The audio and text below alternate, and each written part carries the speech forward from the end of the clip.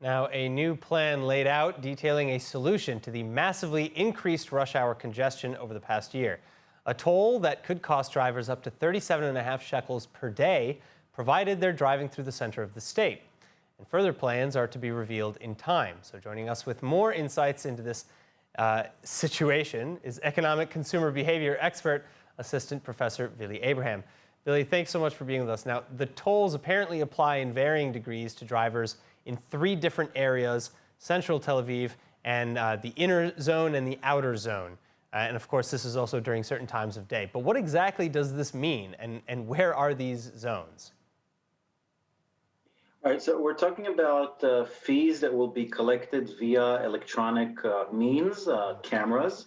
And we're actually talking about 3 zones: central Tel Aviv, which is Tel Aviv itself. Then there's the inner area, which it hasn't been reported what exactly they mean, but I'm assuming that they're talking about the immediate cities around Tel Aviv, like Hulon and Ramat Gan. And when we're talking about the outer cities, we're talking about Herzliya and, for example, Petach Tikva.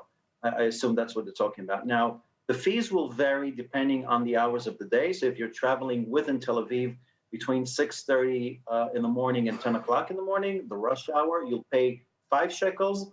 If you're traveling within Tel Aviv between 3 o'clock in the afternoon and 7 p.m., you'll pay 2.5 shekels. If you're traveling in the inner ring, Bat Yam, Hulon, Ramat Gan, you'll be paying 2.5 shekels if you're driving in these areas between 3 and 7 o'clock. The outer rings, Petach Tikva, Herzliya, and other cities, you'll pay 5 shekels between 6:30 in the morning and 10 o'clock in the morning, and 2.5 shekels between 3 and 7 p.m.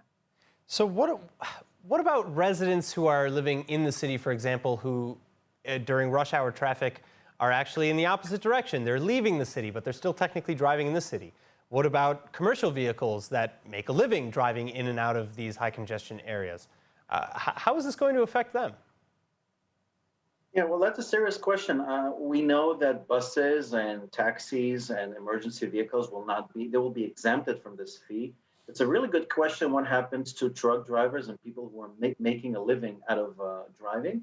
If we look at Tel Aviv residents, I'm assuming that even if you're a Tel Aviv resident, you will be paying the fee, because most of the traffic caused in the morning is by Tel Aviv residents. So assuming that they'll be paying the fee regardless of where they're traveling. If you look at a OECD report that was published in 2020, Israel lags behind significantly in comparison to other OECD countries, both as far as infrastructure development is concerned and both as far as investment in infrastructure. And the report suggests that Israel does develop infrastructure, does start to levy this congestion fee, and also divide Israel into metropolitan areas. There's this model called the Metropolitan Authority model, and it means that there will be an agreement between different cities, say in the south of the country, just like there is here in the center of the country, and this will enable people from the periphery to find jobs and to commute to places of work outside their community. Well, I know I drive in and out of the city all the time, so I guess on a personal note, I'm not loving the toll, but we'll see how it all plays out. Vili, thank you so much for being with us.